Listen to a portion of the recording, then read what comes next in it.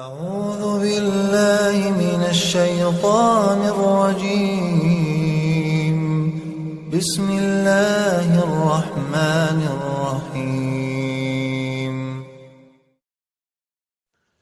الحمد للہ وکفا والسلام علی عبادہ الذین اصطفیٰ۔ امام بخاری اور امام مسلم رحمہ اللہ نے عبداللہ بن عمر رضی اللہ عنہما کا یہ ارشاد نقل کیا ہے کہ اللہ کے رسول نے ارشاد فرمایا الظلم ظلمات یوم القیامہ، کہ ظلم قیامت کے دن بڑے بڑے اندھیروں کا سبب ہوگا۔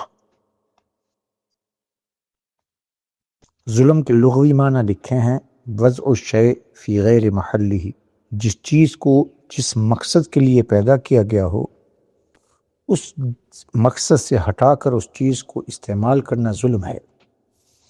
اس کے مقابل عدل آتا ہے، جس چیز کو جس چیز کے شائع نشان پیدا کیا اسی مصرف اور اسی مقصد پر اس چیز کو استعمال کیا جائے تو عدل عین مقتضی عقل ہے کہ خالق نے اس چیز کو اسی مقصد کے لیے پیدا کیا، اور اس کے مقابل ظلم ہے کہ اس مقصد سے ہٹا کر اس چیز کو استعمال کیا جائے۔ اور اصطلاحاً التعدی علی امور الاخرین، علماء لکھتے ہیں کہ کسی دوسرے لوگوں کے حق پر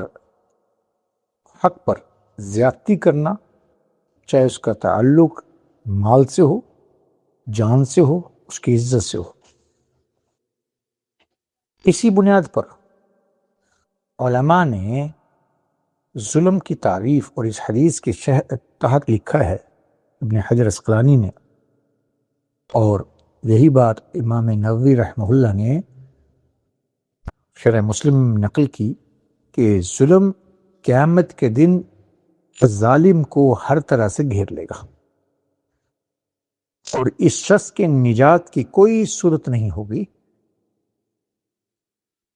جیسے انسان کو اس کا عمل صالح نورانیت کے ساتھ گھیرے گا، ایسے انسان کا عمل بد اس کو اندھیرے کے طور پر گھیر لے گا، اور اس شخص کے نکلنے کی کوئی صورت نہیں ہوگی۔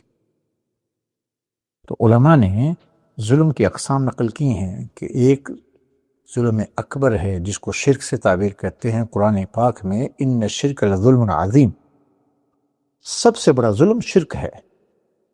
اور ایک ظلم علی العباد ہے کہ لوگوں کے ساتھ زیادتی کی جائے، ان کے حقوق کو پامال کیا جائے، پڑوسی کے ساتھ زیادتی، بھائی بہن کے ساتھ زیادتی، والدین کی تعظیم کا حکم اس کو نہ کرنا، چھوٹوں کے ساتھ شفقت کرنے کا حکم ہے، ان پر سختی کرنا اور ان کی حقوق کو پامال کرنا، یہ سب ظلم ہے۔